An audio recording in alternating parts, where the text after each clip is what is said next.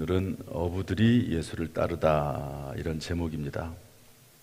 저를 따라서 하시죠. 어부들이 예수를 따르다. 오늘 본문 말씀은 그물이 찢어지도록 이제 물고기를 잡은 이야기인데요. 이 말씀을 가지고 수많은 설교들이 있습니다. 워낙 이 내용 자체가 우리에게 주는 교훈들이 크기 때문에 밤이 맞도록 수고했는데 예수 그리스도를 통해서 이렇게 그물이 찢어지도록 우리 일상 삶 속에서 역사하시는 주님의 이야기들이 나옵니다. 근데 오늘은 그 이야기는 빼고 사실은 그런데 이 말씀 속에 들어있는 더 중요한 의미가 있습니다.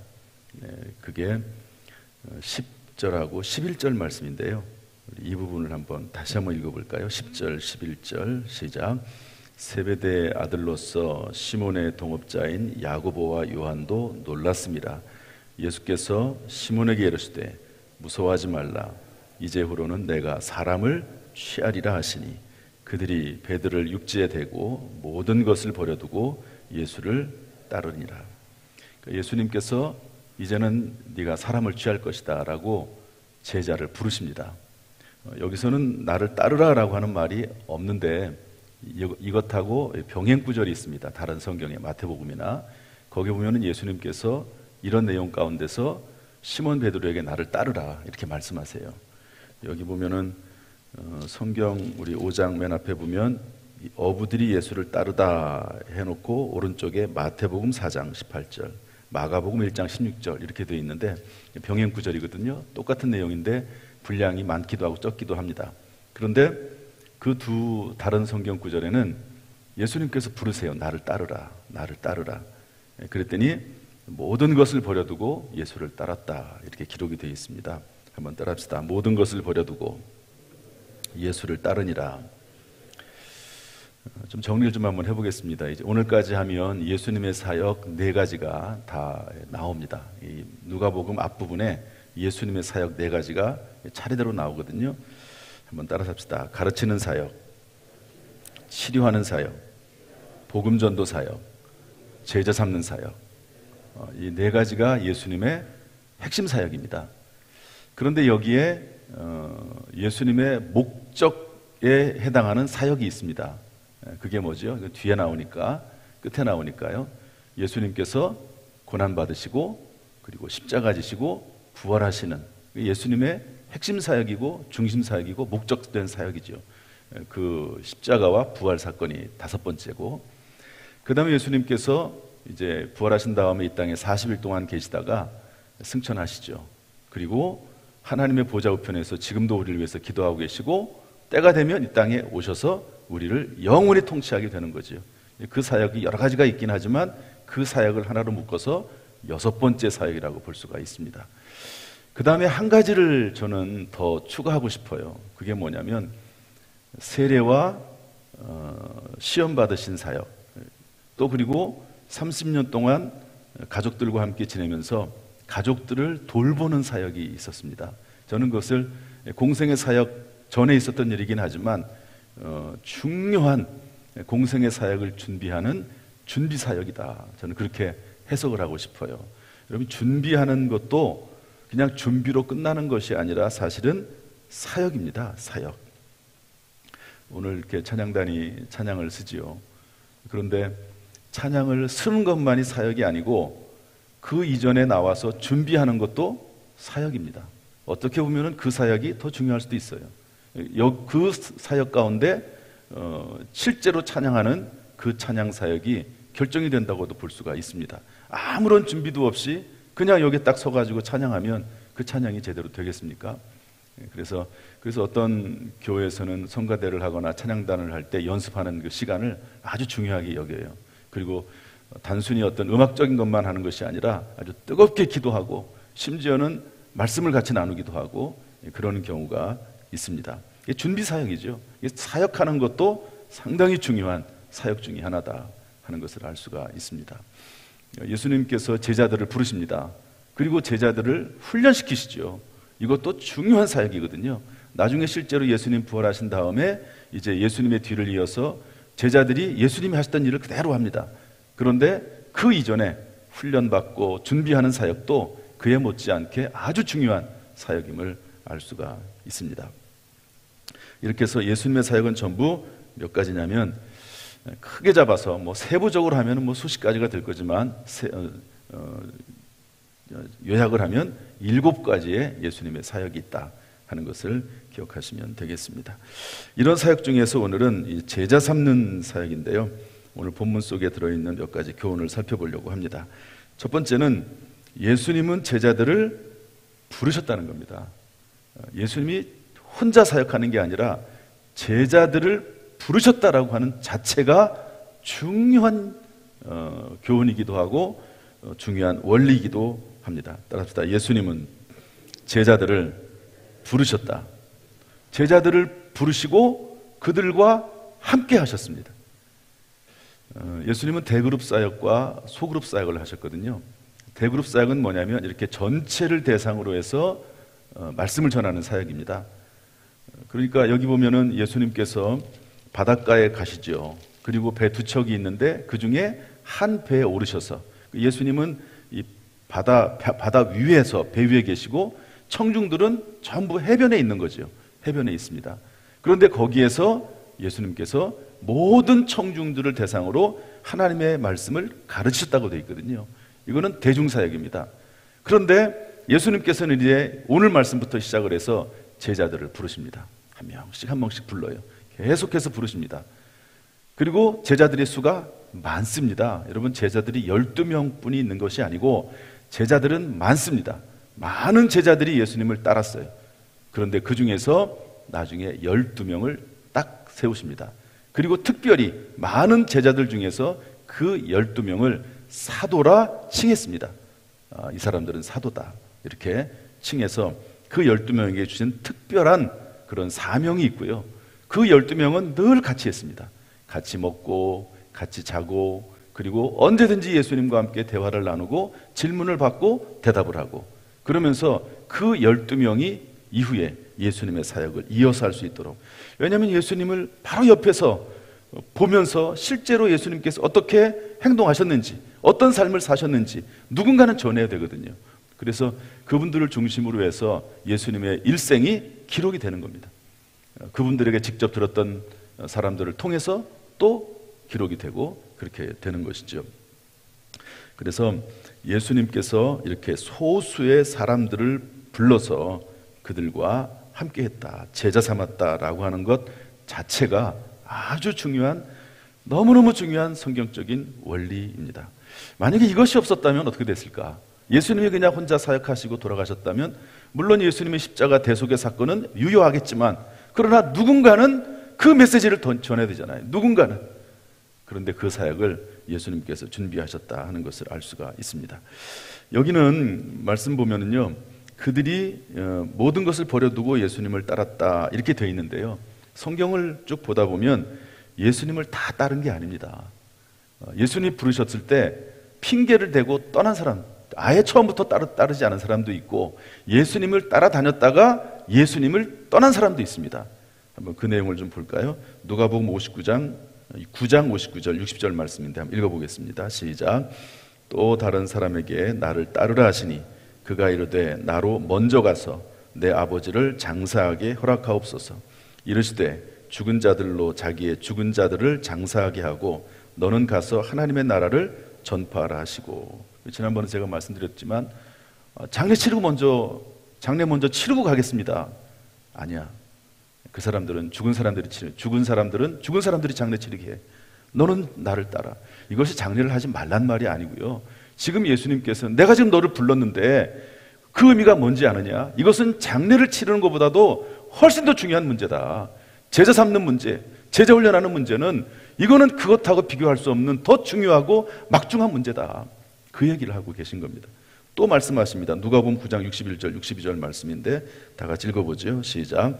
또 다른 사람이 이르되 주여 내가 주를 따르겠나이다마는 나로 먼저 내 가족을 작별하게 허락하소서. 예수께서 이르시되 손에 쟁기를 잡고 뒤를 돌아보는 자는 하나님의 나라에 합당하지 아니하니라. 여러분, 가족을 작별하는 게 먼저이겠지요. 당연히 먼저이겠지요. 그런데 예수님께서 뭐라고 말씀하시냐? 손에 쟁기를 잡고 뒤를 돌아보는 것은 하나님 나라에 합당하지 않아. 먼저 나를 따르는 게 우선이야. 아무리 가족과 작별하는 것도 중요하지만, 그러나 지금의 이 제자라고 하는 이 사역은 그것보다 훨씬 더 중요한 사역이야. 그렇게 예수님께서 말씀하시는 것입니다. 이렇게 처음부터 예수님을 따르지 않은 사람들도 있었고요, 예수님을 잘 따르다가 떠난 경우도 있습니다. 요한복음 6장 58절, 또 65절, 66절에 보면 예수님께서 말씀을 증거하시는데요, 좀 이해하기 어려운 말씀을 증거하십니다. 뭐라고 말씀하시냐면, 나는 떡이다. 내 몸은, 내 살은 떡이다. 내 피는 잔이다. 그렇게 말씀하시면서 내 피를 먹어야 된다, 내 살을 먹어야 된다, 이렇게 말씀하시거든요.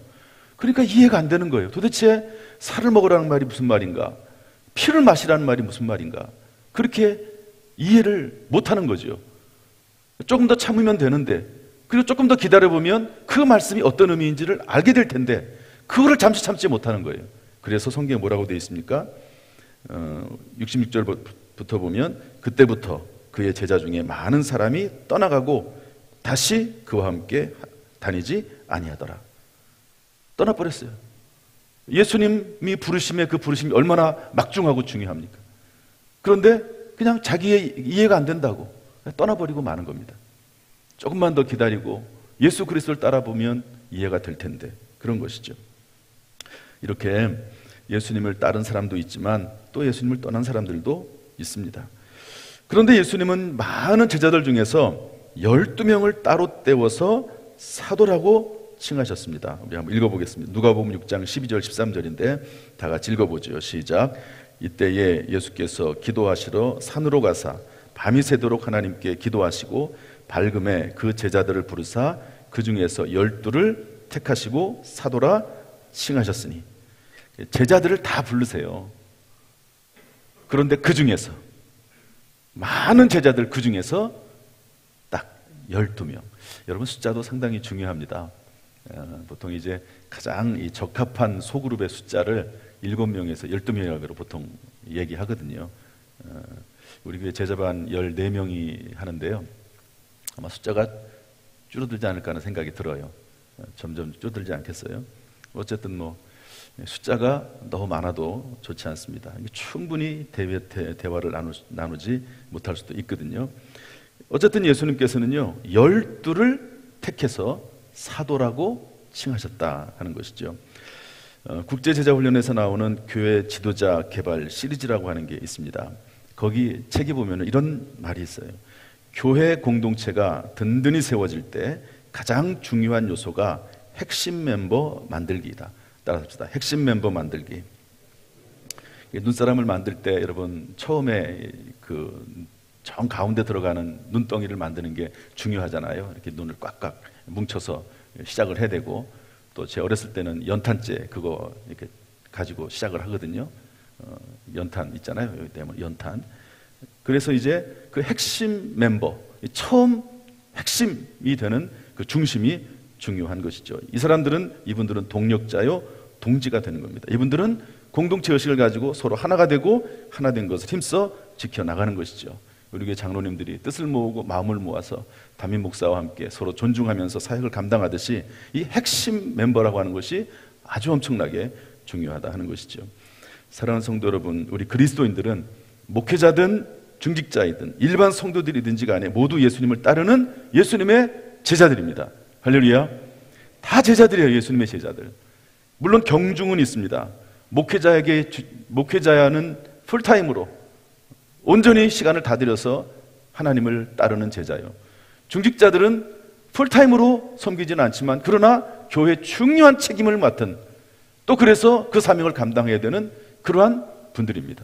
또 일반 성도들도 뭐 그렇게 큰 어떤 책임은 없을지 모르지만 다 예수님을 따르는 예수님의 제자들이거든요. 여러분은 예수님의 제자로서 예수님을 따르고 있습니까? 말씀 안에서 한 마음으로 하나가 되어서 하나 된 것을 힘써 지켜가면서 제자로서 서로서 힘을 모아서 교회를 섬기며 주님을 섬기고 있습니까? 우리가 하나님의 자녀이고 백성이기도 해요. 이것을 수동적으로 받으면 난 하나님의 자녀야, 이런 면에서는 참 편하고 좋을지 몰라요. 그러나 우리가 주님의 제자라고 한다는 것을 안다고 하면 또 다른 면이 있다 하는 것이죠. 주님을 위해서 희생하고 헌신하고 주님의 말씀을 묵상하고 그 안에 거해야 된다는 것을 알려주고 있습니다. 여러분, 주님의 제자로서 합당하게 살아갈 수 있는 저와 여러분 될 수 있기를 주님의 이름으로 축복합니다. 오늘 말씀 속에 두 번째 주는 교훈은 뭐냐면요, 부르심을 받은 모든 사람들은 모든 것을 버려두고 예수님을 따랐다는 겁니다. 따릅시다. 모든 것을 버려두고 예수님을 따랐다. 우리가 예수님의 제자가 되기 위해서는 필연적으로 모든 것을 버려야 합니다. 참 어려운 요구죠. 제가 이 제자에 대한 부분을 이제 앞으로도 좀 하게 될 겁니다. 근데 사실은 예수님께서 제자들을 부르실 때 그 자격 조건이라든지 요구사항이 강합니다. 사실은 목숨을 바치라고 하거든요. 예수님께서 내가 너를 위해서 목숨을 바쳤으니까, 십자가에서 죽었으니까 너희들도 나를 위해서 목숨을 바치라고 얘기하십니다. 사실 이 제자 훈련이라고 하는 것은 참 그런 면에서 강한 거거든요. 이것은 일반 목회자들도 마찬가지입니다. 주님 앞에 나와서 목회자로 선신할 때 사실은 하나님 앞에 목숨을 바칠 것을 각오하고 목회자가 되는 겁니다. 교회 중직자가 되기를 원하는 분들은요, 하나님 앞에 시간을 풀타임으로 들이지는 않지만 그러나 그 마음 중심만큼은 내가 목숨을 바쳐서 하나님을 섬기겠다라고 하는 다짐이 요청되는 것이 중직자의 사명입니다. 우리의 목숨이 뭡니까? 시간이 목숨이죠. 시간이 지나면 죽지 않습니까? 시간이 목숨이에요. 재산이 목숨입니다. 그래서 얼마 되지 않은 돈 때문에 사람을 죽이기도 하잖아요. 돈이 목숨보다도 더 중요하다고 생각을 하는 거죠. 재산이 목숨입니다. 육체가 목숨이에요. 내 몸이 목숨입니다. 이런 것들에 대해서 예수님의 주권과 소유권을 인정하라는 거예요. 주님을 따르고자 하면 시간과 물질과 재산과 육신에 대한 이런 모든 목숨에 해당하는 것들에 대한 주권과 소유권을 인정해라. 인정하고 들어가라 말씀하고 있는 것이죠. 이런저런 사정을 대면서 나는 이래서 못하고 저래서 못하고 장사 치러야 장례 치러야 되고 가족을 작별해야 되고 그런 차원이 아니라는 거죠. 지금 예수님을 따르는 이 사건이 얼마나 중요한 일이고 교회 중직자가 되는 일이 얼마나 중요한 일인데 그런 문제 가지고 이런저런 이야기할 때가 아니다. 그런 말씀을 하고 있는 것이죠. 원론적으로 그렇다는 겁니다. 우리 누가복음 5장 27절 28절 말씀 다 같이 한번 읽어보겠습니다. 다 같이 읽어보죠. 시작.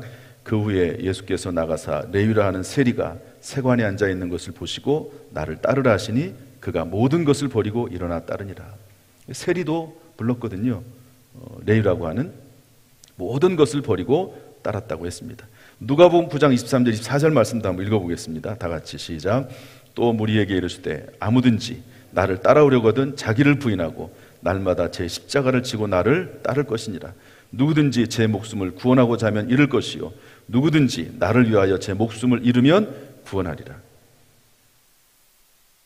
자기를 부인하고 자기 십자가를 지고 따라오라고 말씀하십니다. 고린도전서 6장 19절 20절 말씀 읽어보겠습니다. 다 같이 시작. 너희 몸은 너희가 하나님께로부터 받은 바 너희 가운데 계신 성령의 전인 줄을 알지 못하느냐? 너희는 너희 자신의 것이 아니라 값으로 산 것이 되었으니 그런즉 너희 몸으로 하나님께 영광을 돌리라. 여러분, 우리의 몸이 누구 거라고요? 내 시간이 누구 시간이라고요? 내 재산이 누구 재산이라고요? 다 주님 거라는 거예요. 다 주님 거예요. 여러분, 이것이 제자 도입니다. 제자로 예수님을 따른다는 의미입니다. 여러분이 이 땅에 살면서 재산을 많이 모을 수 있죠. 많든지 적든지 간에 그 재산이 누구 거라고요? 대답이 하나도 없어요. 어떻게? 그 재산이 누구 거라고요? 주님 겁니다. 이게 제자도예요. 예수님께서 내가 너를 위해서 목숨을 바쳤다.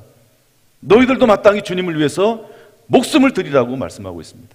목숨 안에는 시간과 재산과 몸을 포함하고 있습니다. 이 시간에 존전에 나와서 예배드리는 것 당연한 거예요. 사실은 제가 새벽기도 나오시는 분들에 대해서 칭찬하고 정말 마음에 감사하게 생각을 해요. 여러분이 코로나가 이렇게 만연한 때 새벽에 나와서 기도하는 것이 얼마나 귀중한 일이고 얼마나 수고로운 일이고 얼마나 잘한 일입니까? 그런데 사실은 당연한 거예요. 왜? 내 것은 내 몸이 내 것이 아니, 내 몸은 내 것이 아니니까. 내 시간은 내 것이 아니니까. 이 새벽에 나오면서 매 시간마다 예물 드리는 분들이 있어요. 하나님께서 그 예물 드리는 것에 대해서 반드시 하나님께서 씨를 심는 것이기 때문에 30배, 60배, 100배 열매 맺게 하실 겁니다. 그런데 당연한 거예요. 주님 거니까. 주님이 주신 것 중에서 일부를 드리는 것뿐이니까. 제자도입니다. 제자도. 예수님께서 제자들을 불렀을 때 그들은 모든 것을 버려두고 예수님을 따랐다라고 말씀하고 있습니다. 사랑하는 성도 여러분, 예수님의 부르심에 어떻게 응답하고 계십니까? 시간과 재산과 몸의 소유권을 예수님께 넘겨드렸습니까?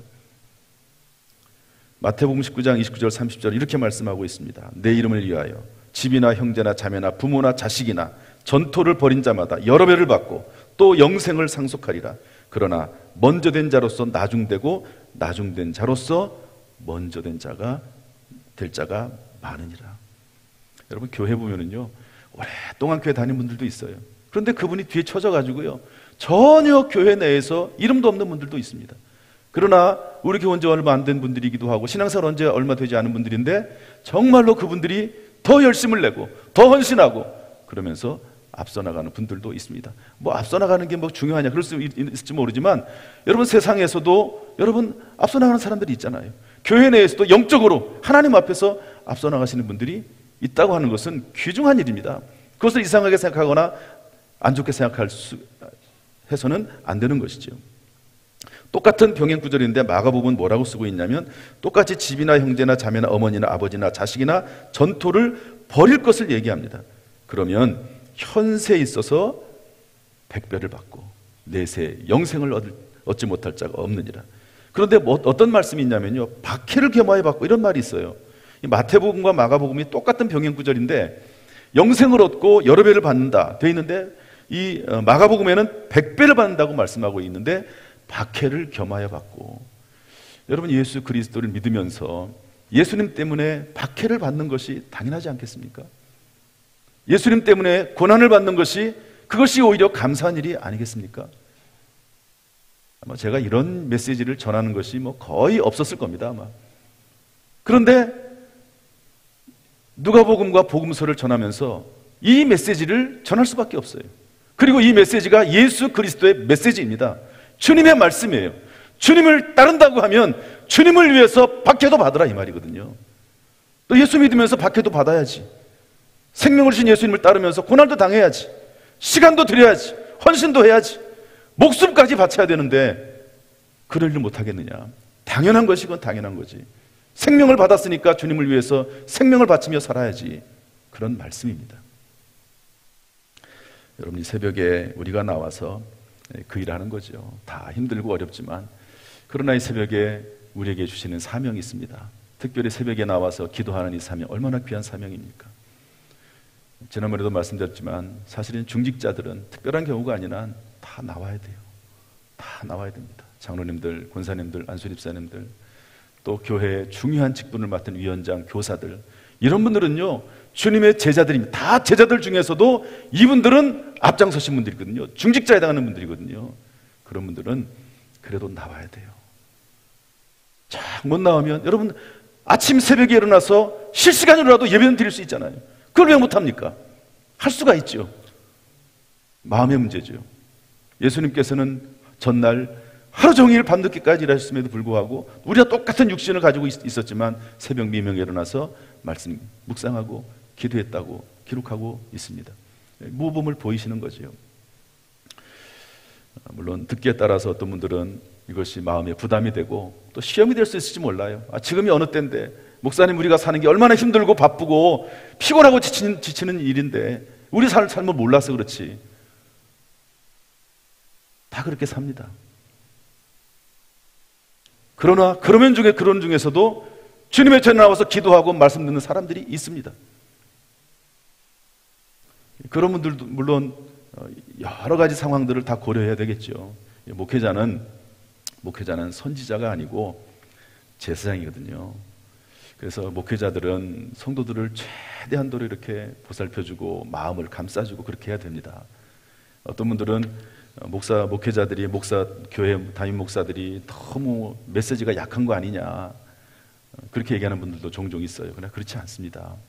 목회자는 선지자가 아니고 구약적으로 볼 때 제사장이거든요. 제사장은 지치고 낙심되고 죄짓고 이런 사람들이 찾아오면 제사 드리면서 죄 용서받게 하고 또 그리고 위로해주고 이게 이제 제사장의 역할이거든요.